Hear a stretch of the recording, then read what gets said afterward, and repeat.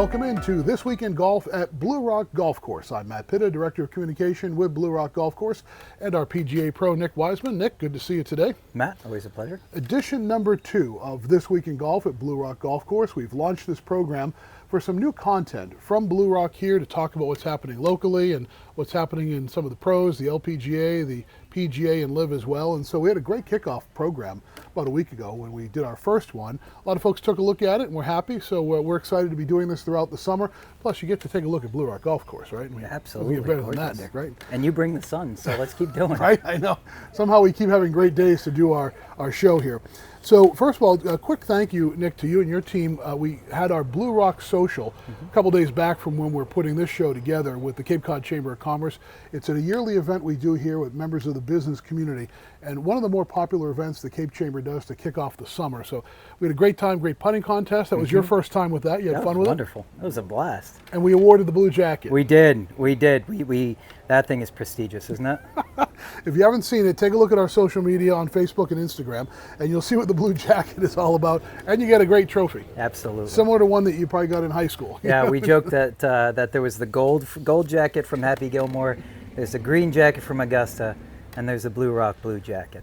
Blue Rock's at the top, right? Absolutely. So thank you to everybody who came by for the Blue Rock, for that social event that we do each year. So let's get into some of the news over the past week, Nick. We'll start out first of all on the local scene. I know you know a lot of these folks. So a couple days back, the 2025 Cape Cod Chapter Pro Lady Championship was held up at White Cliffs in Plymouth.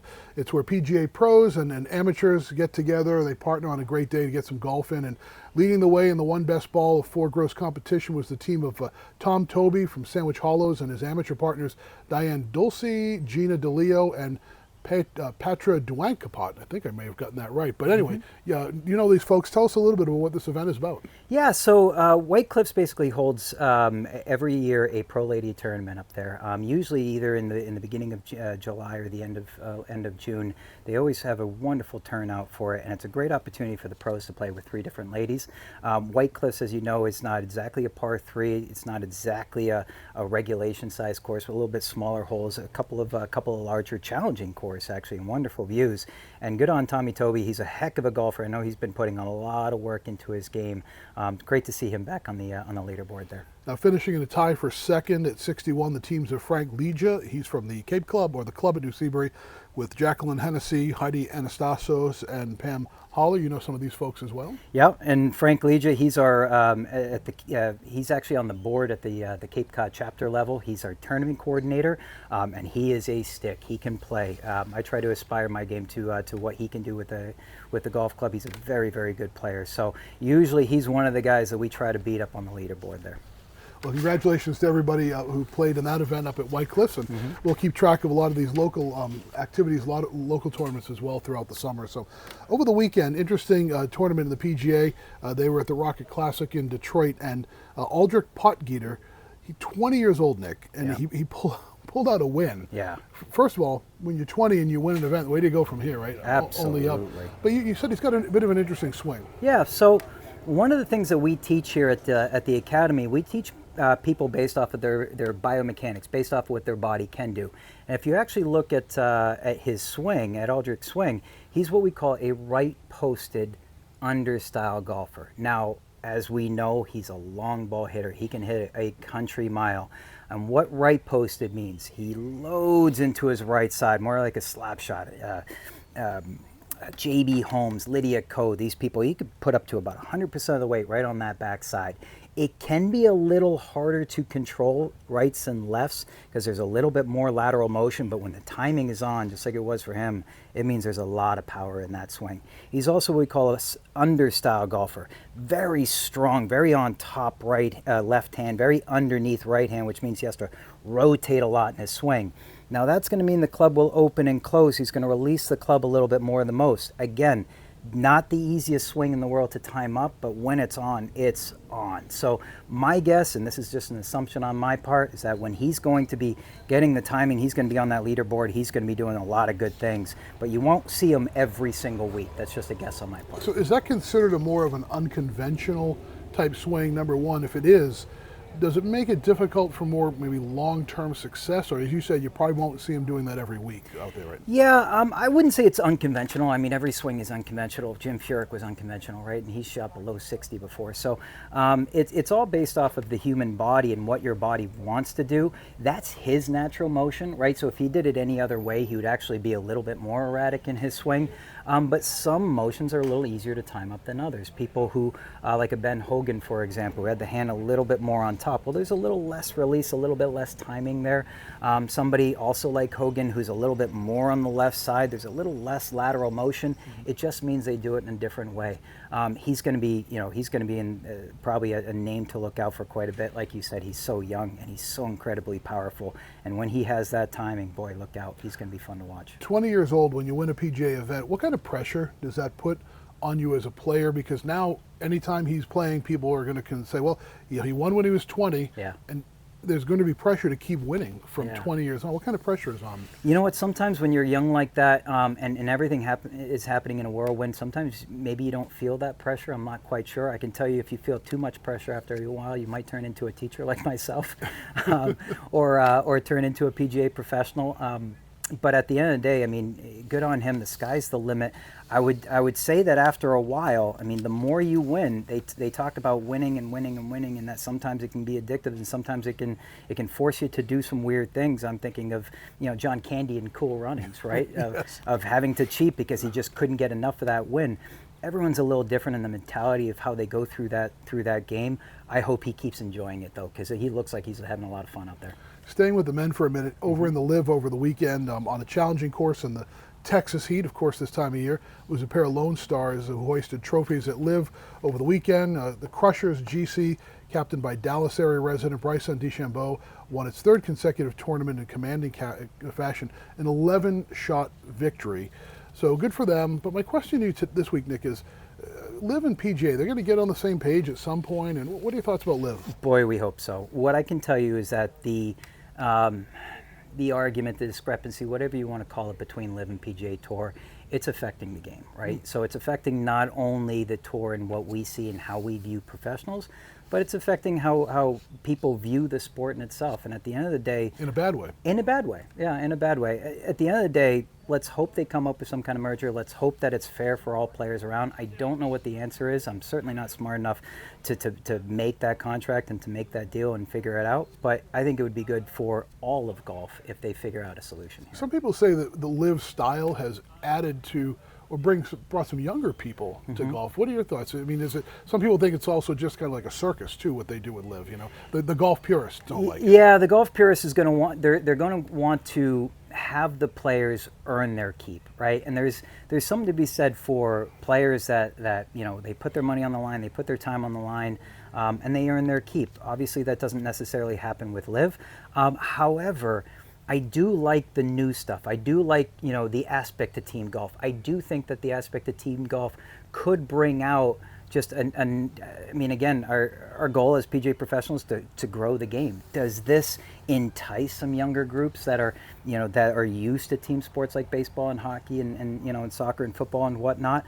Who knows? Again, I think it's just another avenue that we can I wouldn't say exploit, but that we can explore. Mm-hmm. A couple of quick notes in the LPGA over the weekend. Sami Lee poured in an 8-foot birdie putt on the first playoff hole to team up with fellow South Korean Jin Hee to win the Dow Championship over the weekend. Congratulations to them. Over in the seniors over the weekend, Patrick Harrington, it was the first time he's ever actually been to Colorado in his life. Oh, really? A little bit of trivia.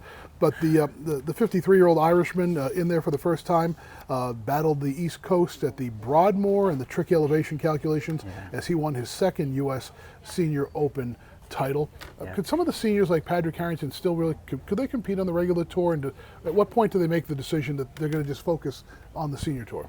Yeah, I mean, when they start turning 50 and you start seeing them contemplate, they're going to try as much as they can to stay on, on the PGA Tour, to keep up with that competition. But at the end of the day, most greens are designed to be struck with a 9-iron in. And once you start getting into those long distance and you're no longer hitting these high lofted clubs, it's a different game. Audric, one of the advantages he has, you were talking about Bryson DeChambeau, these long golfers, right? He can hit a ton. Oh my gosh, a country mile. And there's really an advantage there where that ball is coming from a significantly steeper angle. You can just pinpoint where you want that ball to go. If it's hit with a 6-iron, 5-iron, and it's a lower angle into the shot there, it's either going to roll out, but it's much harder to control. So as long as they can keep on doing it, that's great. You know, obviously Phil moved on, and Tiger will probably eventually move on. Who knows? But you know, if they can do it, they can keep going. It's great to see him in places like Augusta, like Freddie Couples always trying to, you know, get that cut and whatnot. It's nice to see him play, but boy, it gets a lot harder when you're not hitting those high lofted shots into the greens. Do you think technology, as the ball technology evolves and club technology, and I think golfers are a lot more into their physicality now, and at what point, what's the limit? Yeah. Is there a limit of how far someone's going to hit a golf ball? Boy, the USGA is certainly going to test that limit too. Right. There are rules and regulations that have to be abided by. People are going to get stronger. And it's not wonder bread. They're working out, right? Tiger brought a different sense of we got to work out and we got to make sure our bodies are ready to do this physical swing that we're actually doing.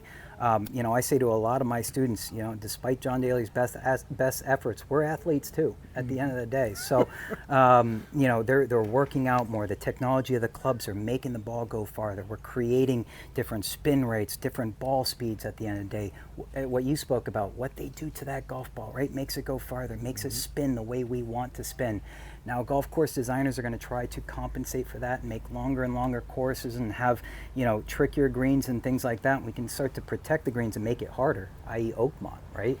Boy, do we see some people struggle at Oakmont. Not only was it hard, but you had to be on point. But there is a balance, and we don't know. It's kind of the fun part of seeing where this game is going. I know people like to see the long shot. I know a lot of golfers like to get out there and they just like to rip away at it. Yeah. But at the end of the day, in your golf game, you know, that first shot is going to be your long shot. You still got to be able to manage your irons. You've got to be able to chip.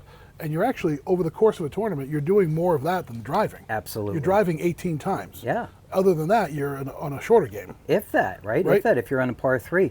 Now, we tell a lot of people here, we actually have a few teenagers in particular. They come to Blue Rock and say, oh, you're only a par 3. Okay, well, I've got a little challenge for you. If you can shoot 9 over par, what's your average round? If you can shoot 9 over par for 9 holes here, all right, well then, you know, I'll give you a box of golf balls or something like that out of my personal bag. And it's not going to happen because, to your point, everybody wants to hit the long ball, everybody wants to hit the driver and the driver and the driver. But, you know, the old saying goes, drive for show, putt for dough. Yes, there's putting into it, there's chipping into it, there's pitching into it. And a course like this will get you to really start to practice that short game.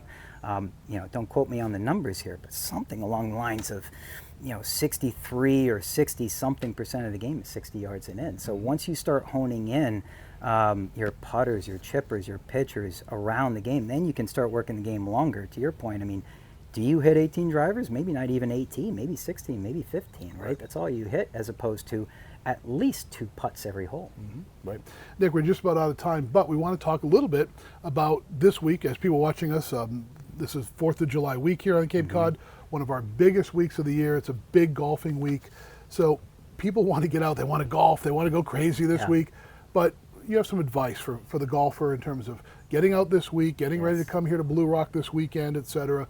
What are some of those good kind of common sense tips for folks? Yeah, breathe. At the end of the day, as we all know here on the Cape, we start getting very, very, very busy here. The joke is, you know, we can't turn left once we start getting into July.